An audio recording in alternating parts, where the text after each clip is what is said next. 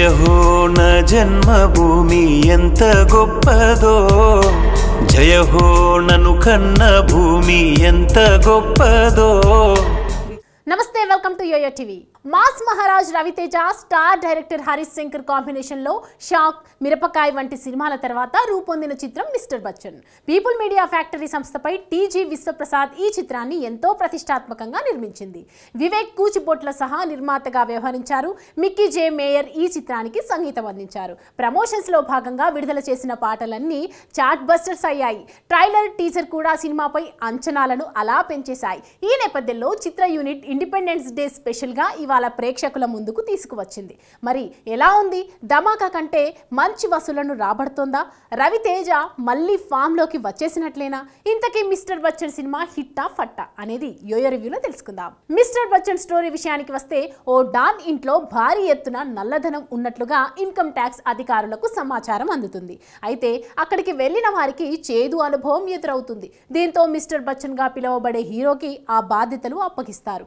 Hero ఆ don ఇంట్లో ఉన్న నల్లధనాన్ని ఎలా వెలికి తీశాడు?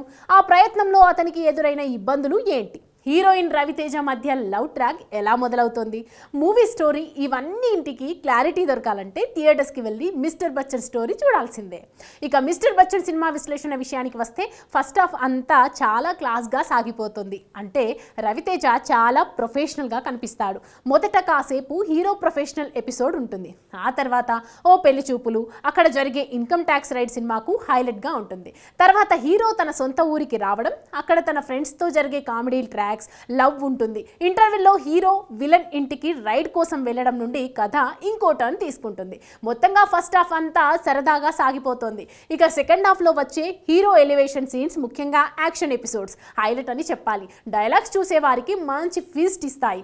కథ కంటే ఎక్కువగా రవితేజ క్యారెక్టరైజేషన్ పైన ఎక్కువ ఫోకస్ పెట్టాడు హరీష్ శంకర్. మిరపకాయ మూవీలో రవితేజను ఎనర్జెటిక్ రోల్లో చూపించిన హరీష్ మళ్ళీ అదే ప్రయత్నం చేశాడు.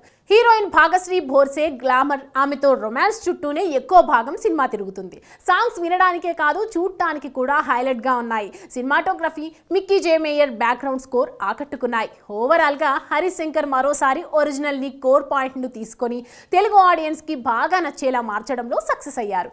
మొత్తంగా ఈ cinema full length commercial and action entertainer. ఇక నటీనటుల విషయానికి వస్తే, రవితేజ ఈజ్ బ్యాక్ అని చెప్పాలి. ఓ వైపు ఇన్కమ్ ట్యాక్స్ ఆఫీసర్ గా కాకుండా మరో పాత్రలో కూడా కనిపిస్తాడు. రెండు పాత్రలను అద్భుతంగా చేశాడు. ఇక హీరోయిన్ భాగ్యశ్రీ బోర్సే తన యాక్టింగ్, గ్లామర్, డాన్సులతో అద్దరగొట్టింది. జగపతి బాబు కీలక పాత్రలో వావ్ అనిపించారు. Hero Siddhu Jonnalagadda guest role బాగా చేశాడు. 2-3 నిమిషాల పాటు ఆ క్యామియో కనిపించింది. మిగతా తారాంగణం సచిన్ కేడ్కర్, సత్య, చెమ్మక్ చంద్రాలు తమ పరిధి మేరకు నటించి మెప్పించారు. ఈ సినిమాలకు direction, hero elevation, comedy, dance, songs, romance plus points కాగా, స్టోరీ కొంచెం స్ట్రాంగ్ గా ఉంటే బాగుండు అనిపించింది. ఓవరాల్ గా చెప్పాలంటే అన్ని వర్గాల ప్రేక్షకులకు మిస్టర్ బచ్చన్ సినిమా నచ్చుతుంది. ముఖ్యంగా రవితేజ ఫ్యాన్స్ కి ఇక పండగే.